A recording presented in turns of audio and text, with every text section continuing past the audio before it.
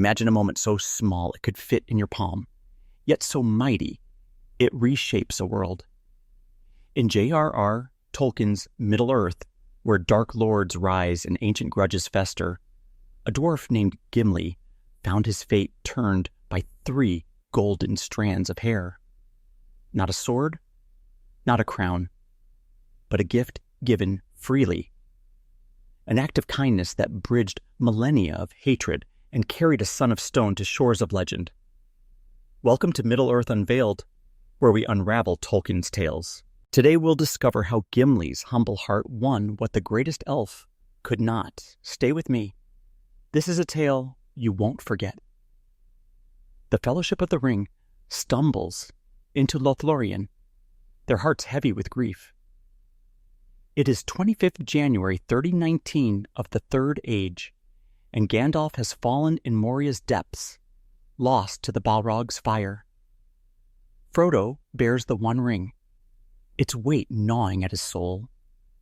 Aragorn grapples with leadership, his destiny looming like a storm. Legolas, ever silent, mourns with elven grace. But for Gimli, son of Glúin, this golden wood is no sanctuary. It is a battlefield of memory, where every leaf whispers of ancient enmity. Lothlórien, with its malern trees aglow and streams singing under starlight, is the heart of elven power. Its beauty is alien to a dwarf, whose world is stone and fire, hammer and forge. Dwarves do not belong here. Gimli's people and the elves are foes. There were grudges carved deeper than the mines of Khazad-dûm. The wounds are old, but raw. In the First Age, dwarves slew Thingol, king of Doriath, over a Silmaril sparking the realm's ruin, the Silmarillion, of the ruin of Doriath. The theft of the Noglamir, a dwarven-crafted necklace, fueled bloodshed. More recently, Thranduil, Legolas's father, imprisoned Thorin's company in Mirkwood for trespassing. These tales are Gimli's inheritance, etched in his bones like runes. He enters Lothlórien blindfolded, a precaution insisted upon by the elves. His pride bristles, his axe hand twitching. In The Lord of the Rings, Tolkien captures his defiance. I will go forward free, or I will go back and seek my own land. Every step feels like a trespass, every glance from an elf a challenge. Gimli expects scorn, perhaps mockery, for a dwarf daring to tread in this sacred wood. He is a son of Durin, heir to a legacy of mistrust, and he wears his pride like armor. Yet Lothlórien is no ordinary realm. It is ruled by Galadriel, a Noldoran elf of unmatched wisdom and power. Born in Valinor before the sun and moon, she walked under the light of the 2 trees, Telperion and Lorelin, whose radiance birthed the world's first dawn, the Silmarillion of the beginning of days. She defied the Valar, crossing the grinding ice to Middle-earth in pursuit of freedom and glory. She survived the First Age's horrors, war, betrayal, and the fall of kingdoms. Her power is not in swords or armies, but in sight. Her eyes, deep as the sea, pierce hearts, revealing truths hidden even to their bearers. When Gimli meets her, the air shifts. The Fellowship stands before her in Caras Galadon, the city of trees, where starlight weaves through golden leaves. Galadriel's presence is a force, her golden hair a cascade of light that seems to hold the memory of a lost age. Tolkien writes, "She looked upon Gimli, who sat glowering and sad, and she smiled. This is no mere courtesy. It is recognition. She sees beyond his rough beard, his axe-scarred hands, his dwarven pride. She sees his loyalty to Frodo, his courage against the Balrog in Moria, and a longing he cannot name. A dwarf's buried desire for beauty beyond the cold glitter of gems. Gimli's armor cracks. For the first time he feels not judged, but known. His pride, forged in Durin's halls, softens under her gaze. He is no longer just a dwarf in an elven realm. He is a soul laid bare, seen for all he is and could be. In that softening, a miracle begins to stir, one that will ripple across Middle-earth and beyond. The stage is set for a moment that will redefine Gimli's destiny and challenge the very history of his people. As the Fellowship prepares to depart Lothlórien, Galadriel offers each member a gift tailored to their heart's need.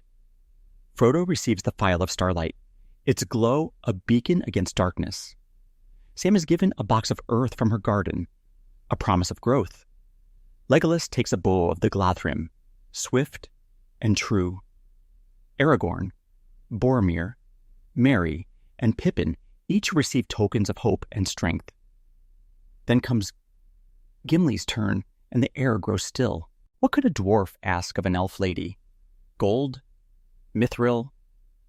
These are treasures of Khazad-dûm, the lifeblood of his people. Yet before Galadriel, such riches feel hollow, mere shadows of her radiance. Gimli hesitates, his rough hands clasped tightly. His heart races, torn between pride and a new, unfamiliar awe. He has seen her beauty, not just her golden hair, but the light within her, a light that seems to sing of worlds beyond his own. In a moment of daring humility, he speaks, his voice low but steady. I ask for one hair from her golden head.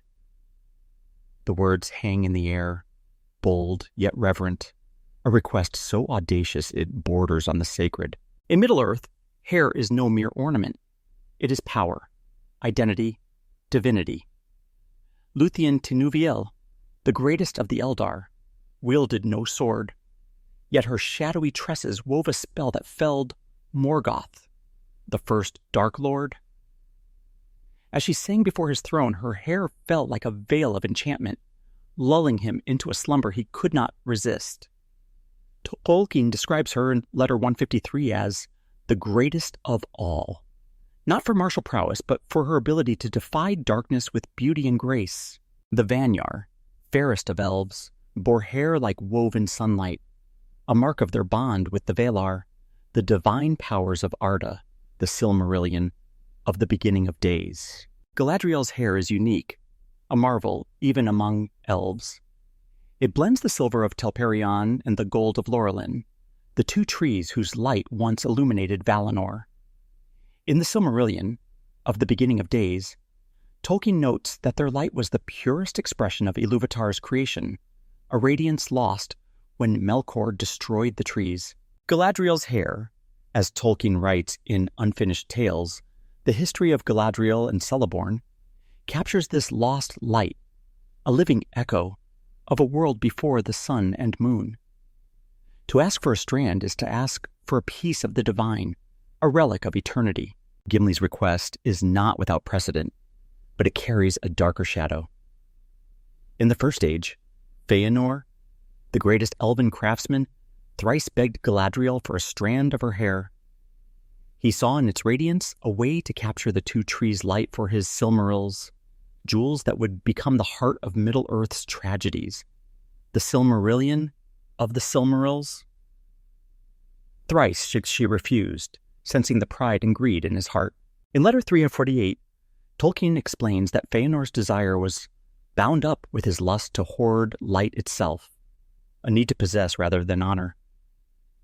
His obsession led to the Silmarils' theft, the kinslaying, and centuries of woe. Galadriel's refusal was a stand against power that seeks to own beauty, a declaration that true light must be given freely. Gimli is different. He seeks no artifact, no dominion, only a token to cherish her beauty. His request is not a demand, but a plea, born of awe rather than ambition. He does not wish to capture Galadriel's light in a jewel, or wield it for glory. He wants something to hold, to remember the moment a dwarf saw beauty beyond stone and felt his heart stir. The Fellowship freezes, stunned by his boldness. Legolas's keen elven eyes widen, catching the weight of the moment. Boromir shifts uneasily, sensing something sacred unfold. Aragorn, ever composed, watches in silence, his gaze heavy with understanding. Galadriel smiles, her eyes alight with warmth. She does not hesitate. She gave me 3. Gimli later tells Legolas, not 1 strand, but 3, a deliberate, radiant act. This is no mere generosity. It is a reversal of her refusal to Fëanor. In letter 244, Tolkien calls this a central moral contrast in his legendarium: pride against humility, greed against admiration. Fëanor sought to possess. Gimli seeks to honor. Fëanor's lust brought ruin. Gimli's reverence brings healing. The 3 strands, shimmering in his rough hands, are a testament to his heart's truth. This moment is more than a gift. It is a spark. It ignites a change in Gimli, in the Fellowship, and in the history of Middle-earth. The strands are a bridge, a challenge to centuries of division, and a promise of what might be. As Gimli bows before Galadriel, his pride yields to reverence, and the first step toward reconciliation is taken. Galadriel's 3 strands are no mere token. They are a hinge on which the history of Middle-earth turns. For 3 ages, elves and dwarves were sundered by betrayal and bloodshed. In the first age, the murder of Thingol over a Silmaril sparked Doriath's fall. As dwarves and elves clashed in a frenzy of greed, the Silmarillion, of the ruin of Doriath. The Naglamir, a dwarven masterpiece, became a curse, its theft fueling slaughter. In the Third Age, Thranduil's imprisonment of Thorin's company in Mirkwood deepened the divide. These wounds are not just history. They are the pulse of Gimli's world, a rhythm of mistrust that shapes every dwarf's heart. Yet in Lothlórien's golden light, an elf lady honors a dwarf. This is seismic, a crack in the stone of enmity. The Fellowship feels the weight of the moment. Legolas, son of Thranduil, stands frozen, his elven senses catching the shift in history's tide. Boromir, ever wary, shifts uncomfortably, as if witnessing a ritual he cannot grasp. Aragorn lowers his gaze, sensing a thread of fate being rewoven. In the Fellowship of the Ring, Tolkien notes the silence that follows Gimli's request, a hush that speaks louder than words. The wounds of ages do not heal in a moment, but healing begins here, beneath the Malern trees. Gimli is transformed. The dwarf who entered Lothlórien scoffing at elven stars now sees their beauty. In the Two Towers, he speaks of the glittering caves with a poet's passion. None of Durin's race would mine those caves for stones or ore. His words echo Galadriel's radiance, a light that has seeped into his soul. Her gift has opened his eyes to wonder beyond the cold glitter of gems, to a beauty that sings rather than shines. This change is not just personal. It is the seed of a miracle. That miracle is a friendship that defies history. Legolas, heir to Thranduil's mistrust, begins as Gimli's rival. At Helm's Deep, their orc-slaying contest is laced with humor. 42, Gimli boasts, brandishing his axe. But beneath the banner lies a shift. Galadriel's kindness cracked the door of possibility. The fires of battle swing it wide. What begins as wary tolerance grows into camaraderie, a bond forged in shared peril. Tolkien writes of their growing closeness in The Return of the King, Appendix A, noting how they did great deeds together after the War of the Ring. Their friendship deepens in peace. Gimli invites Legolas to the glittering caves, vast halls of living stone that shimmer with colors unseen by most. Legolas, who once saw dwarven craft through a lens of suspicion, is humbled. No dwarf could have dreamed such beauty, he admits, his voice soft with awe. In return, Legolas guides Gimli through Fangorn, where ancient trees whisper secrets older than mountains. The Return of the King, Appendix A. Gimli, who once laughed at elven songs of trees, listens, really listens, to their slow, deep voices. They do not just tolerate each other, they learn, each seeing the world through the other's eyes. This is Galadriel's gift at work. The three strands were never about the hair itself. They were an invitation, a bridge across a chasm of hate. Gimli's heart, opened by kindness, opened Legolas's in turn. Their bond is a challenge to history, a proof that elf and dwarf can stand as brothers. It is a small hinge, but it swings wide, setting the stage for a legacy that will reshape Middle-earth. Are you loving this tale of Gimli and Legolas? Hit that subscribe button and ring the bell for more Middle-earth Unveiled. Drop a comment. Would you have dared ask for Galadriel's hair? Share this video with a friend. And let's keep the journey alive. Your support means the world. The legacy of Galadriel's gift extends beyond friendship. It reshapes Middle-earth itself. After the War of the Ring, Gimli and Legolas do not part ways, as their forebears might have. They choose to create, to mend what was broken. In The Return of the King, Tolkien writes that Gimli led his people to the glittering caves, establishing a new dwarven realm. He also restored the gates of Minas Tirith, forging steel stronger and fairer than before. His work is not just craft. It is a testament to a heart changed, a dwarf who sees beauty as clearly as he sees stone. Legolas, too, builds. He brings elves to Ithilien, the land scarred by war, and makes it fair again.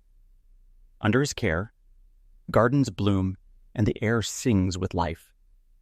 Together, Gimli and Legolas do what their peoples could not for ages. They create, rather than destroy, honor rather than hoard. Their work is a living echo of Galadriel's gift, a seed of reconciliation planted in Lothlórien and blooming in a world renewed. But Middle-earth is changing. The Third Age ends, and the elves hear the call of the sea, a longing for Valinor, the Undying Lands. In The Return of the King, Tolkien notes that many Eldar sail west, leaving mortal shores behind. Legolas, though young by elven reckoning, feels this pull. His heart, once bound to Mirkwood's shadows, now yearns for the light of Aman, where the Valar dwell in eternal song. He builds a gray ship on the shores of Gondor, its sails woven with elven craft, ready to carry him home. Then comes the impossible. Gimli joins him. No dwarf had ever set foot in Valinor. Dwarves, crafted by Ole in secret, were not part of Ilúvatar's plan for the Undying Lands, the Silmarillion of Ole and Yavanna. They were bound to Middle-earth's stone, their fate to fade with the Fatin Mountains. Yet the Valar, the divine powers who govern Arda, allow it. In The Return of the King, Tolkien writes simply, Gimli went with him because of their great friendship, greater than any that had been between elf and dwarf. Why? The answer lies in Gimli's heart, marked by Galadriel's gift.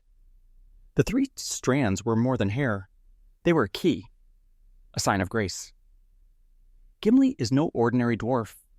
He is an elf friend, a title rarer than Mithril, shared by legends like Beren, who loved Lúthien, and Tuor, who wed Idril, the Silmarillion of Beren and Lúthien, of Tuor and the fall of Gondolin. But even these heroes never set foot in Valinor while alive. Gimli does. His reverence for Galadriel's light, his bond with Legolas, proved him worthy of an exception. Tolkien offers a clue in letter 153, where he describes such moments as singular grace, acts of Ilúvatar's will that transcend Arda's laws. Gimli's humility, his love for beauty over power, aligns with Tolkien's deepest themes. Unlike Fëanor, who sought to possess light and brought ruin, Gimli honored it and brought healing. The Valar, seeing this, opened a door no dwarf had passed through. Galadriel's gift, given freely, carried Gimli to a destiny beyond his kind's imagining.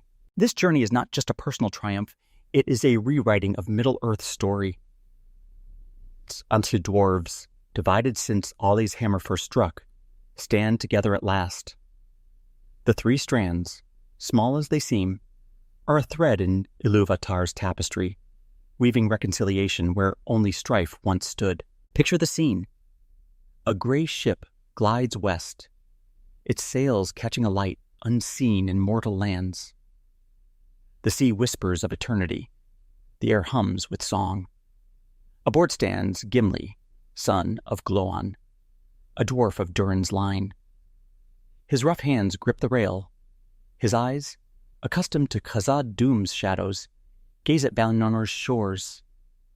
The Undying Lands, home of the Valar and Eldar, shimmer with a radiance that makes Lothlórien's Malorn seem but a faint echo. Stone meets starlight, craft meets song. No dwarf was meant to see this, yet here he stands. In The Return of the King, Tolkien writes, "We have heard tell that Legolas took Gimli Glóin's son with him because of their great friendship." This is no mere footnote. It is a miracle. Valinor is not heaven, nor a place of judgment. It is the elves' birthright, a realm where the firstborn return to sing with the Valar, the Silmarillion of the beginning of days. Dwarves, crafted by Olé in defiance of Ilúvatar's design, were never meant to cross its shores. Olé shaped them from stone, giving them life only under Ilúvatar's will, the Silmarillion of Olé and Yavanna. Their fate was to remain in Middle-earth, bound to mountains and mines. Gimli's voyage bridges a divide older than Arda. When Olé created the dwarves, Ilúvatar reminded him that only the one could give true life. The dwarves awoke after the elves, forever apart, firstborn of song, children of stone, the Silmarillion of Olé and Yavanna.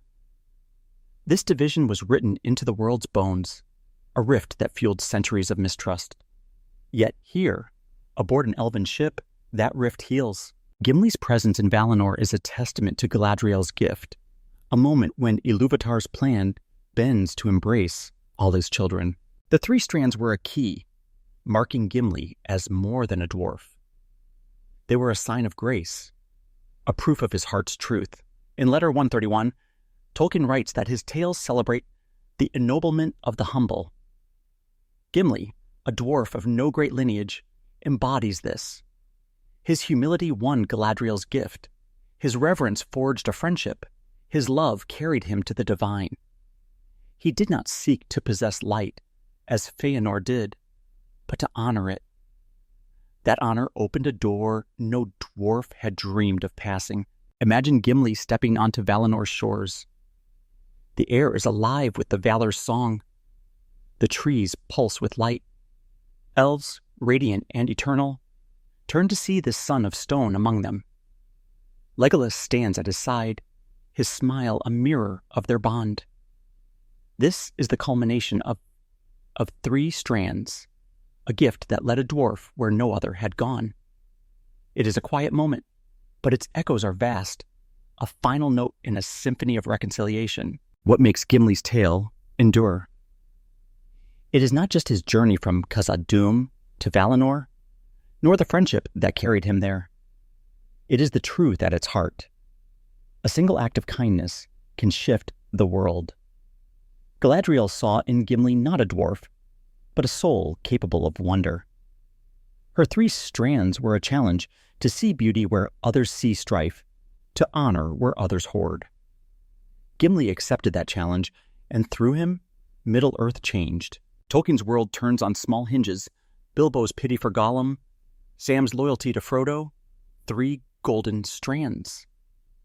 In Letter 131, Tolkien writes that his stories are about the ennoblement of the humble, the power of small acts to defy darkness. Gimli's story is a beacon of this truth. His humility rewrote a history of hatred. His reverence built a bridge between peoples. His heart proved that even stone can sing. Today we walk our own Middle-earth, fractured by grudges old and new. Gimli's tale reminds us that healing begins with the smallest gestures: a kind word, a moment of trust, a gift given freely. 3 strands of hair carried a dwarf to the Undying Lands. What might our acts of kindness carry us toward? Tolkien leaves us with hope. In a world of mighty kings and dark lords, the greatest power is often the simplest. If Gimli's journey moved you, subscribe to Middle-earth Unveiled for more tales from Tolkien's world. Drop a comment. What's your favorite Middle-earth moment? Hit that like button, share with a friend, and let's keep exploring together. Next time, we'll uncover the Phial of Galadriel. How did its starlight save Frodo in Shelob's lair? Until then, may your path through the Middle-earth be filled with wonder.